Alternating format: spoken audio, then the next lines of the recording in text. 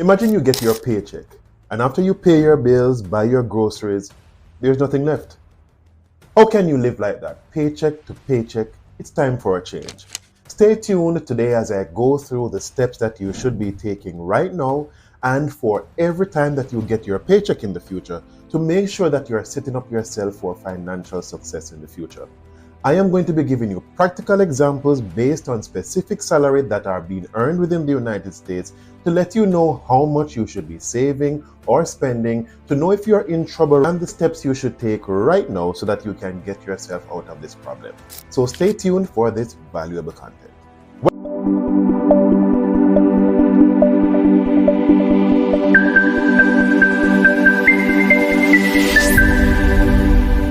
Welcome back to the Next Level Life Hacks, where we take the next steps needed to grow towards our financial freedom and success. Now, many persons just get their paycheck, they pay their bills, they splurge, then they wonder what's happening and they wait for the next payday.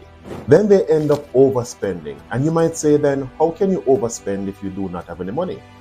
Credit cards. I think credit cards is maybe one of the worst things that could have been implemented, and the way that they are given out so liberally and the way that the application process for them is so easy. A lot of persons tell lies in terms of their level of expense and their level of income just to qualify for a high credit limit, then end up overspending. And by overspending, I mean spend what you cannot pay back in full at the end of each payment cycle. But let's look at just three steps that you need to be doing in order to set yourself up for financial success. What we're going to be doing now is establishing for you a paycheck system, which means that every payday you're going to be doing something automatically, setting up pre-systems so that your money is allocated in the way that it should be. I'm also going to be, as I mentioned before, the practical examples to let you realize that you might be in some problems, and I'm going to be giving you some solutions as to how you might solve this. So it is a full package that I'm giving you today. So stay tuned and make copious notes. The first thing that we're going to be doing is to be understanding what your payment is. So what your payment amount that you get in your contract letter is not what you're going to be getting in your pocket. You're going to be sadly disappointed if that is what you think. Now we're going to be looking at the median salary in the United States right now. We're not going to use the average. I sometimes don't like using an average because you have the higher scale persons who, in terms of those who are getting millions of dollars per month in terms of their salaries, like those Wall Street workers, they will be skewing the average salary. So let's look at what the median is, which is that middle amount, meaning that half the persons are less, half the persons are more. And the median salary in the United States right now is $50,000.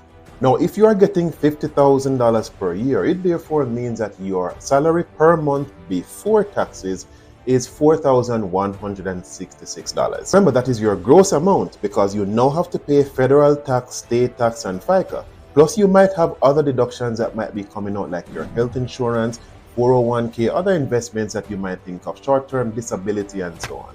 But for the purposes of this video, we're only going to be looking at deductions for federal, state, and FICA. So your net amount per month is $3,200. Do you realize that's a whopping 24% average that is coming out as your taxes? And that leads to another point, that 9-to-5 workers have the highest rate of tax applied to their income. That's another motivation for you to move into a 1099 or a business owner, but that's a topic for another video. So you now have $3,200 net pay. The system that we're going to be establishing and using this example for is that you're going to be using 75% of your pay for your spending, like your rent, your groceries, your utilities. Then we're going to be looking at 15% for your investment and then 10% towards your savings. So that's 75 for your spending, 15 for investments, and 10 for savings. Now, of that $3,200, our calculation shows us that you should not be spending more than $2,400 each month for your living expenses, all the things that you spend on each month. Then from that $3,200, we are looking at $480 that should be going towards investments. And then for savings, that other 10%, $320 should be going towards your savings. And this savings should be towards your emergency fund, because everyone needs an emergency fund. You could lose your job tomorrow, you could be laid off, you could be made redundant. Look at COVID, what happened, how many persons were made furlough or laid off or terminated. How would you survive, especially if you have a family to take care of? So you must have an amount each month that is going towards an emergency fund. And depending on your age, then your emergency fund amount would be different, whether it be 3 to 6 months, but we will look at that later on in this video. Now, for you to manage those allocations coming from your paycheck each month, you need to establish 3 different bank accounts for each amount. Now, of course, you're going to have your payroll account that all of your salary is going to that account. That's your main account. So that's what your spending funds should be kept in. You now need 2 other accounts, whether at the same financial institution or at another bank. And if you are being charged a fee or getting an hassle from your current bank for opening other accounts, then you need to leave that bank and find another financial institution. Because right now you need to be serious about your savings and investment, and nothing or no one should be getting in the way for you planning for your financial future success. So if it is that you need to open at another bank, go ahead and do that. Then your next step is that you are going to automate your deductions going to those accounts. Set up standing orders or automatic transfers coming from your main account so that you do not have to develop the discipline, because we know that we are not disciplined enough once we get money in our hands. We always think that it's not enough, and we always find something to spend on every month, unnecessary things that we will be using up our money on.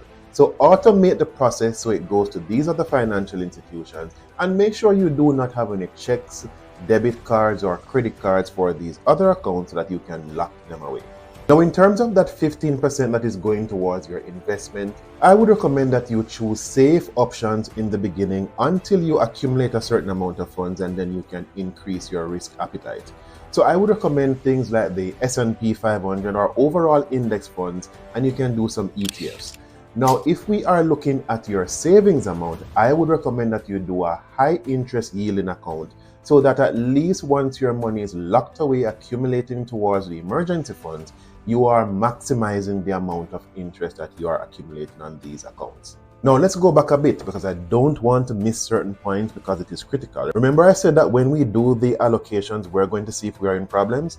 Now, if you are making the median amount of $50,000, which works out to $2,400 towards your spending, if it is that you are spending more than this when you accumulate your groceries, utilities, your rent or your mortgage, then you are in problems, because there is no way you should be spending more than 75% towards these things.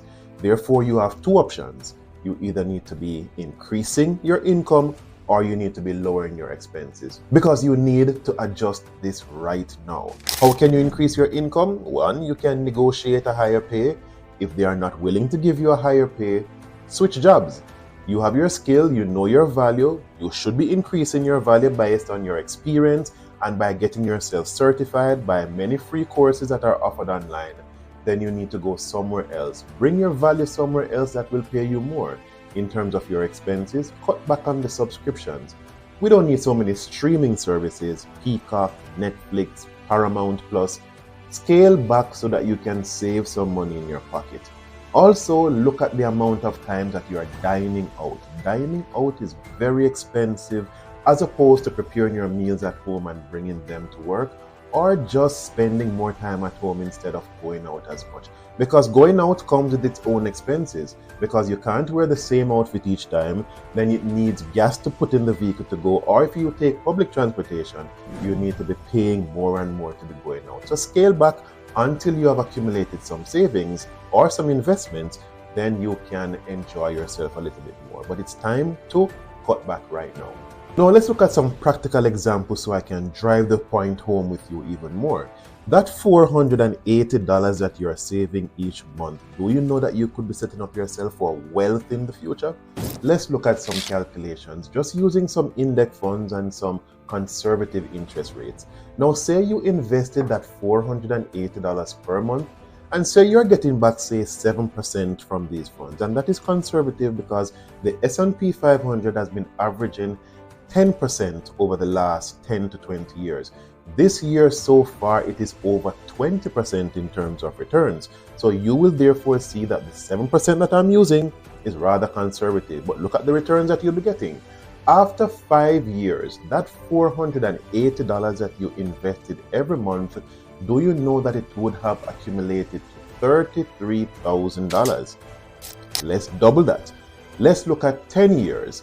That $480 would be $80,000. And let's look at 20 years. So if you are 20 years old right now and you invest $480 per month, that's 7%, you would, after 20 years at 40 years old, would have accumulated $220,000. This shows the power of compound interest, which is said to be the eighth wonder of the world, that you can be getting these significant amounts in return. So these are the things that you're going to be doing the very next paycheck day. Not even the very next paycheck day, because you need to establish this system now so that it is activated the next time you get paid. Another advice that I'm going to be giving you: live below your means, which is not something that I practiced a lot back in the days. Because this $2,400, you need to lower your expenses so that you are living below that means. One of the things I should have recommended before is that if your rent or mortgage is too high, that is bringing you outside of this $2,400, look somewhere else to rent. If you have a 2-bedroom, scale back and take a 1-bedroom. Don't give me the excuse that guests will be coming over our family and they need a room to stay in. It is cheaper for you to get an Airbnb when they come into town, or get an airbed that you can put in the living room to accommodate them when they come to visit, but you need to scale back now. And if it is that you have a mortgage that is way outside of this and you cannot increase your income, then maybe you need to think of short-term rental of one of the rooms or purchase somewhere else that you can afford. But it is not time to be wasting money. The other thing that we need to do is to avoid lifestyle inflation. And that's just a fancy word to say that the more that your income increases, you increase your expenses. So you get a pay increase next month, you take out a more expensive vehicle, or you move to a more expensive apartment or living arrangement. That does not make sense, because you should be investing the extra amount that you are earning, and you should be saving more towards your emergency fund. As a matter of fact, I promised you that I would be breaking down my recommendation in terms of your emergency fund amount based on your age. If you're in your 20s or 30s without any responsibilities, then you can get by with a 3-month emergency fund. But once you get to mid-30s and older, you start to have a spouse and you have children and responsibilities, your emergency fund should be 6 months at least. Conclusion: building wealth is a slow process, and it's not based on how much you earn, but rather how much you keep and grow and multiply that amount. By following the paycheck system that I have outlined in this video, you are setting up yourself for success, and you are guaranteed to be successful if you follow each step that I have outlined.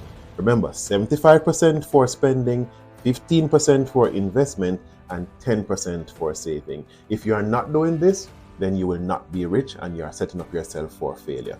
Thank you so much for watching this video. I appreciated the time you spent with me. Share this video with anyone else you think might benefit from this information, and I will see you in the next video.